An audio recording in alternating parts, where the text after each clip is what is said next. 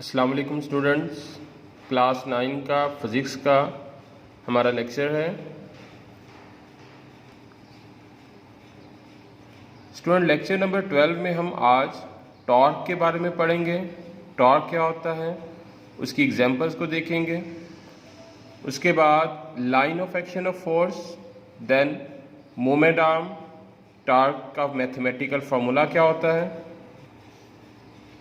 Torque का unit क्या होता है, देन प्रिंसिपल ऑफ मूवमेंट, जिसमें हम प्रिंसिपल ऑफ मूवमेंट के साथ साथ दो चीज़ों के बारे में भी पढ़ेंगे जो कि क्लॉकवाइज मूवमेंट है और एंटी क्लॉकवाइज मूवमेंट है। जी स्टूडेंट, टॉर्क क्या होता है? आप लोगों को पता है कि फोर्स जो है वो किसी भी ऑब्जेक्ट के अंदर मूवमेंट क्रिएट करती है। ऑब्जेक्ट को मूव करने का जो एजेंट है, that main agent is called the force.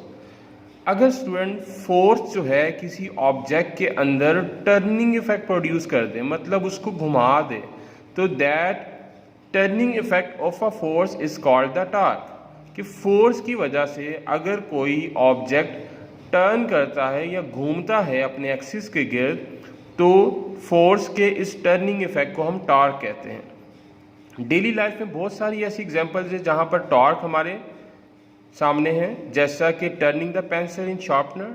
Sharpener में पेंसिल को जब आप टर्न करते हो शार्पनर करने के लिए, नलके को बंद या फिर ओपन करने के लिए आप टॉर्क ही उस पर अप्लाई करते हो, जिसकी वजह से वो ओपन और क्लोज होता है।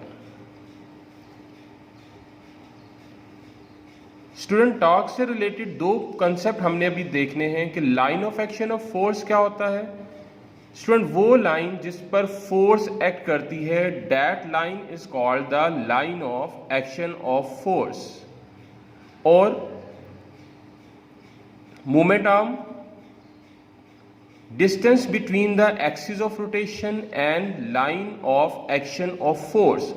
दो चीज़ों के दरमियान डिस्टेंस, और वो चीज़ें क्या हैं कि जिस एक्सिस के गिर्द ऑब्जेक्ट मूव करता है और वो एंड जहां पर फोर्स अप्लाई की जाती है, इन दोनों के दरमियान का जो डिस्टेंस है, that distance is called the moment arm. इन दोनों कंसेप्ट को अगर हम विजुअलाइज करें यहाँ पर डायग्राम में, तो अगर हम देखें कि ये इस ऑब्जेक्ट का रोटेशन एक्सिस है कि इस पॉइंट के गिर्द ये रोटेट कर रहा है और हम इस पॉइंट पे फोर्स अप्लाई कर रहे हैं, तो स्टूडेंट इन दोनों यानी कि एक्सिस ऑफ रोटेशन और line of action of force के दरमियान का जो डिस्टेंस है, that distance is called the moment arm.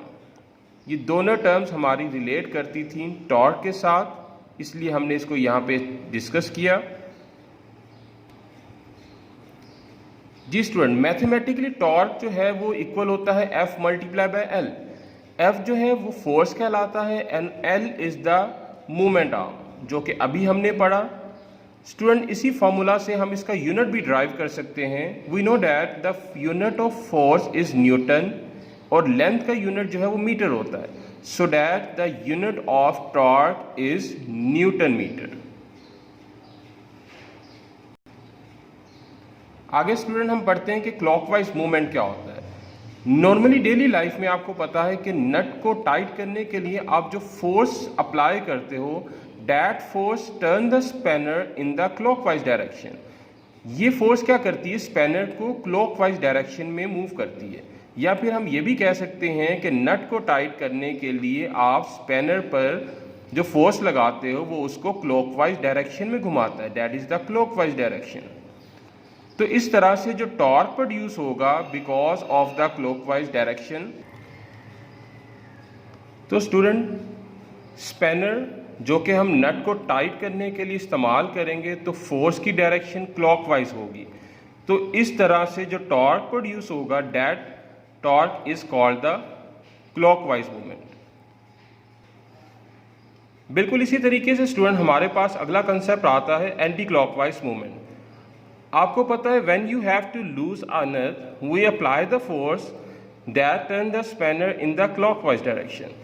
Spanner को जब हम क्लॉकवाइज डायरेक्शन में मूव करते हैं, एंटी क्लॉकवाइज डायरेक्शन में मूव करते हैं, तो ये क्या करता है, नट को लूज करता है।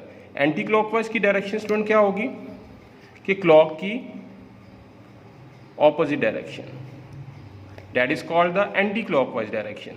तो स्पैनर जो कि एंटी क्लॉकवाइज में मूव करेगा तो ये नट को लूज करने के लिए इस्तेमाल होगा, and the torque that is produced because of the anti-clockwise movement of the spanner is called the anti-clockwise movement। तो clockwise movement और anti-clockwise movement आप लोगों को कंसेप्ट क्लियर हो गया। नेक्स्ट हम देखते हैं movement of principal of movement. Principal of movement क्या है कि कोई भी बॉडी उस वक्त बैलेंस होगी जब उस पर लगने वाला क्लॉकवाइज मूवमेंट इक्वल होगा एंटी क्लॉकवाइज मूवमेंट के। Thus we can say that a body is balanced if the sum of clockwise movement acting on the body is equal to the sum of clockwise movement acting on the body। Student ये तो था आज का हमारा torque का related topic जो कि and हुआ।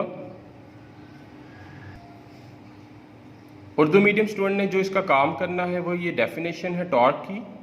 स्टूडेंट ये एग्जाम्पल है टॉर्क की, देन ये line of action of force, moment arm, torque का फॉर्मूला, टॉर्क का यूनिट, देन हमने पढ़ा मूवमेंट्स का असूल, clockwise movement, anti clockwise movement, और देन मूवमेंट का असूल की ये डेफिनेशन। इंग्लिश मीडियम के स्टूडेंट्स को पहले भी मैंने व्यू दिखाया था। ये टॉर्क की डेफिनेशन, ये उसकी examples, line of action of force, moment arm, mathematical form of torque, torque का unit, clockwise movement, anti clockwise movement, and then principle of movement. ये सारे के सारे वो टॉपिक जो हमने बड़े क्लियरली लेक्चर के अंदर डिटेल से डिस्कस किए हैं। आज का लेक्चर हमारा इतना ही था।